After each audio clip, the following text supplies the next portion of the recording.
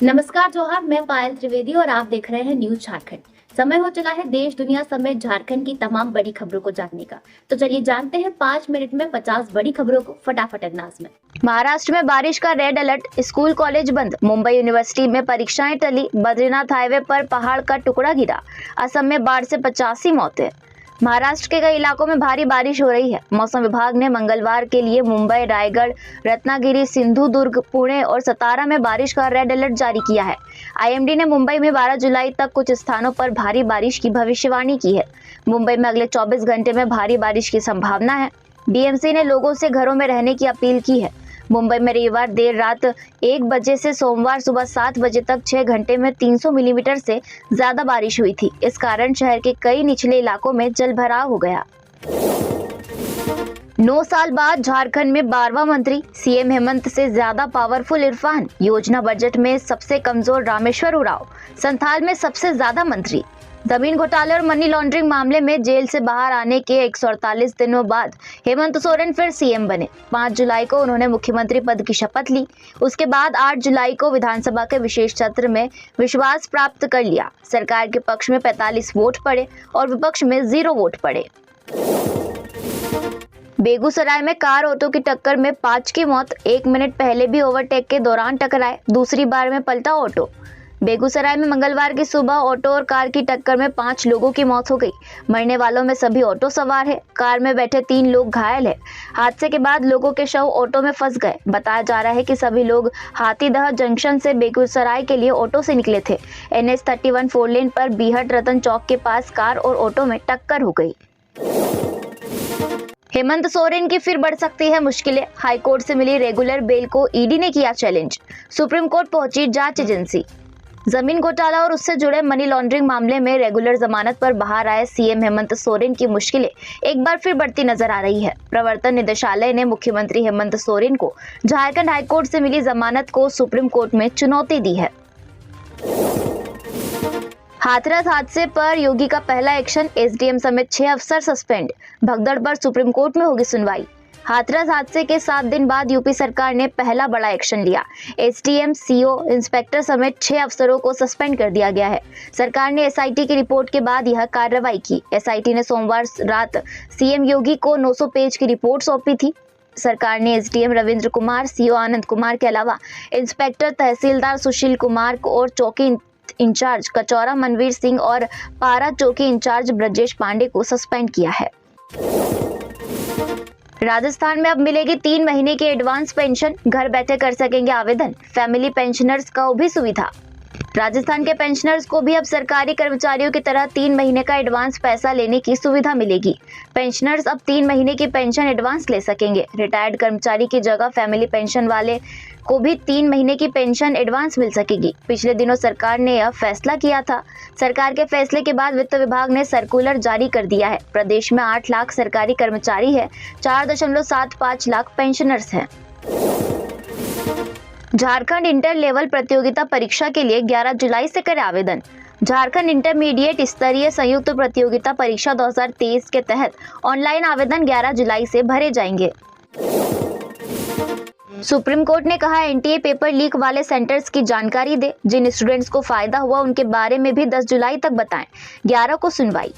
Medical entrance परीक्षा NEET 2024 विवाद पर सुप्रीम कोर्ट में सोमवार 8 जुलाई को 2 घंटे 20 मिनट तक सुनवाई हुई। अदालत ने एनटीए को गड़बड़ी से फायदा उठाने वाले कैंडिडेट्स की जानकारी देने और सीबीआई को जांच का अब तक का अपडेट देने को कहा। वहीं केंद्र सरकार से एनटीए में सुधार के लिए बनी एक्सपर्ट कमेटी की जानकारी मांगी है। इसके अलावा री एग्जाम की मांग करने वाले याचिकाकर्ताओं से अधिकतम 10 पेज की कंसोलिडेटेड रिपोर्ट मांगी है। कोर्ट ने कहा कि सभी बुधवार शाम 5 बजे तक अपने जवाब सौंपे। मामले की अगली सुनवाई अब 11 जुलाई को होगी। इस उभरती पार्टी का टिकट पाने के लिए देना होगा इंटरव्यू, इन योग्यताओं को भी करना होगा पूरा।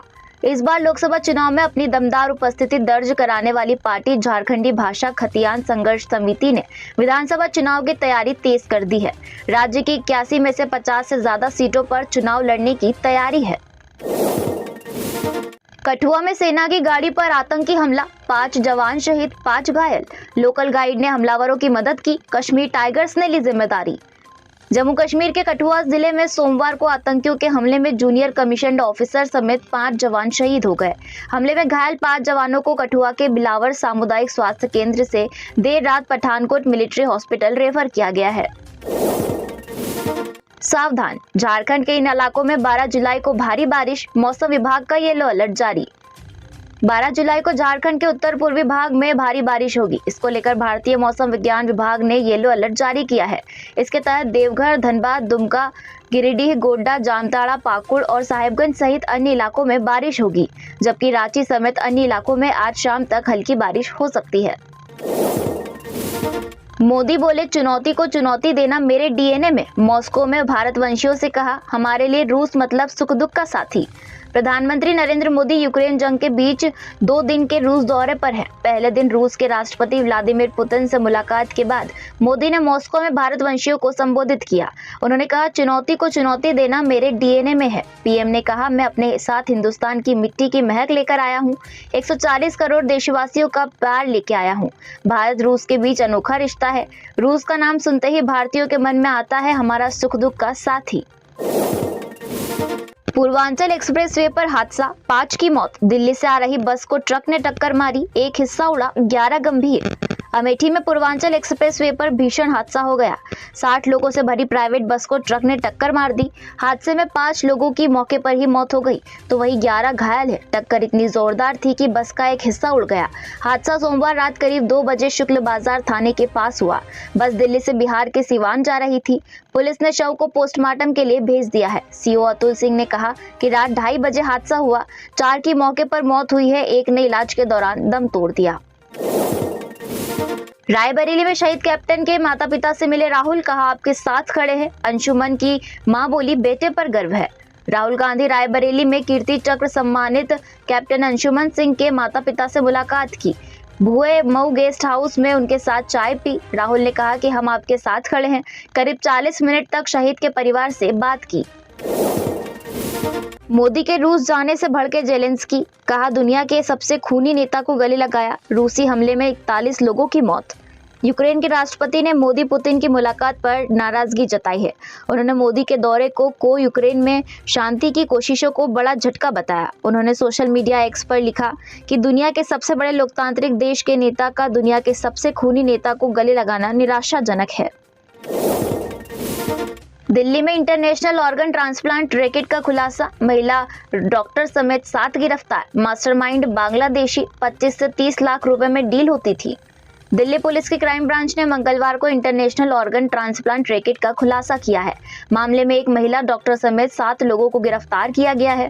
क्राइम ब्रांच के डीसीपी अमित गोयल ने बताया कि इस रैकेट का मास्टरमाइंड एक बांग्लादेशी है। डीसीपी अमित गोयल ने बताया कि हमने एक डोनर्स और रिसीवर को भी गिरफ्तार किया है। रैकेट में शामिल रसेल का नाम एक व्यक्ति मरीजों और डोनर्स की व्यवस्था करता था। वे प्रत्येक ट्रांसप्लांट के लिए 25 से 30 लाख रुपए लेते थे। यह रैकेट 2019 से चल रहा था। राहुल गांधी बोले, मुझे नहीं लगता मणिपुर के हालात सुधरेंगे। ग्राउंड लेवल पर कोई इंप्रूवमेंट नहीं। पीएम मोदी 1-2 दिन का वक्त निकालकर यहां आए। कांग्रेस सांसद और लोकसभा में विपक्ष के नेता राहुल गांधी ने सोमवार को असम मणिपुर का दौरा किया। उन्होंने असम के बाढ़ पीड़ितों और मणिपुर हिंसा के पीड़ितों से मुलाकात की। राहुल ने मणिपुर के हालात पर राज्य की गवर्नर अनसुईया उइके से भी मुलाकात कर अपना पत्र सौंपा। विराट कोहली के बेंगलुरु स्थित पब पर एफआईआर, लेट नाइट तेज आवाज में म्यूजिक बजाने का आरोप। अन्य पब्स के खिलाफ भी केस दर्ज। बेंगलुरु में विराट कोहली के पब में देर रात तक तेज आवाज में म्यूजिक बजाने के आरोप में एफआईआर दर्ज की गई है। विराट का 18 कम्यून पब एमजी रोड पर स्थित है।